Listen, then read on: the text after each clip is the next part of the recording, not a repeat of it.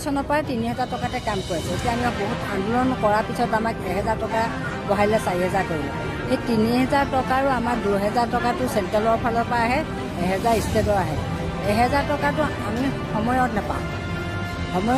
কেতিয়াবা ছমাহৰ মূৰত দিয়ে, কেতিয়াবা বছৰেকৰ মূৰত দিয়ে, কেতিয়াবা ধৰক কি কৰে আমি নাজানো, গম নাপাওঁ। আমাৰ মেডিক্লেইম এটা, আমাৰ যিটো মেডিক্লেইম, আমাৰ আশাৰটো আমাৰ কোনো পইচা পাতি নাই। আমাৰ যদি বেমাৰৰ কাৰণে আমাৰ মেডিক্লেইম এটা কৰিব লাগে, আমাৰ বেমাৰ ছুটি নাই। আমি যিমান আমাৰ বেমাৰ আজাৰ হৈ থাকিলেও আমি ৰাতি ১২টা বজাত মধ্যনিশা হ'লেও আমি যাবলগীয়া হয়। আমাৰ কাম ২৪ ঘণ্টা, সেইখিনি আমাক মানি নলয়। তেনে যি আন কৰ্মচাৰীৰ দৰে আমাকো বেছি আমাক ছুটি নালাগে। বছৰেকত আমাক ১৫ দিন হ'লেও ছুটি দিব লাগে। খৰচ পাতি চব নিজে কৰিব লাগে। এতিয়া কিছুমান ধৰক কৰ্মচাৰী গোটেইখিনি ধৰক ফেমিলিৰ গোটেইখিনি কিবা এটা খৰচ পাতি বহন কৰে চৰকাৰী হিচাপে, চৰকাৰী চিকিৎসাৰ বাবে। এতিয়া তেনেকুৱা আমাৰতো তেনেকুৱা নাই। এতিয়া আমি যিমান বেমাৰ হ'লেও মানে সেইখিনি কামত আমি যাবই লাগিব, যিমান বেমাৰ হ'লেও।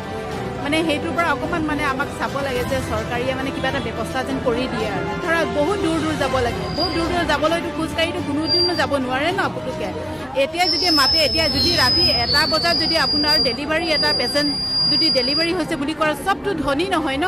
কিছুমান এনেকুৱা ঠাইত যাব লগা হয়, যিখিনি ঠাইত মানে বহুত মানে এনেকুৱা মোৰ এনেকুৱাও আছে যে ১টা বজাত যদি মাতে তেতিয়া আমি যাবই লাগিব যেনেকৈ হ'লেও। আমিতো মিষ্টাৰক লৈ যাব নোৱাৰোঁ, তাত অকলে লগৰ কেইজনীক লৈ কিনে যাব পাৰোঁ। তেতিয়া যাতে অহা যোৱা কৰিবলৈ কিবা এটা যেন ব্যৱস্থা কৰি দিয়ে। এতিয়া স্কুটিৰ কথা আমি সকলোৱে দাবী কৰিছোঁ, যেতিয়া সেইখিনি অকণমান সোনকালে যাতে কৰি দিয়ে, সেইখিনি আমাৰ কাৰণে বহুত মানে আমাৰ কোনো প্ৰটেকশ্যন নাই।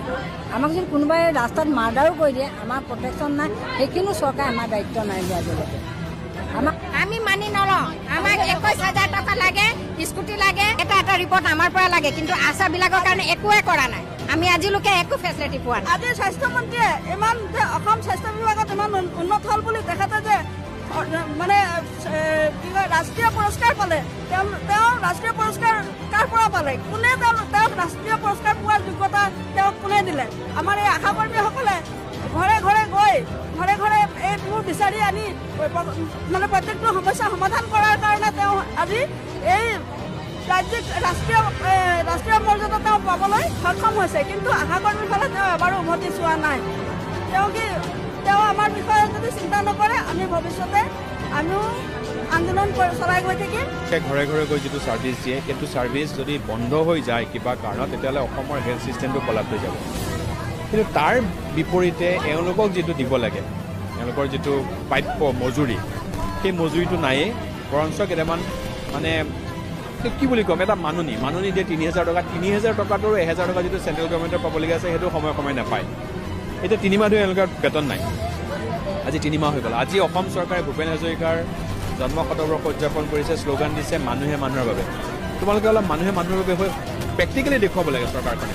এইসকল মানুহ নহয় নেকি, নে পশু, নে কি?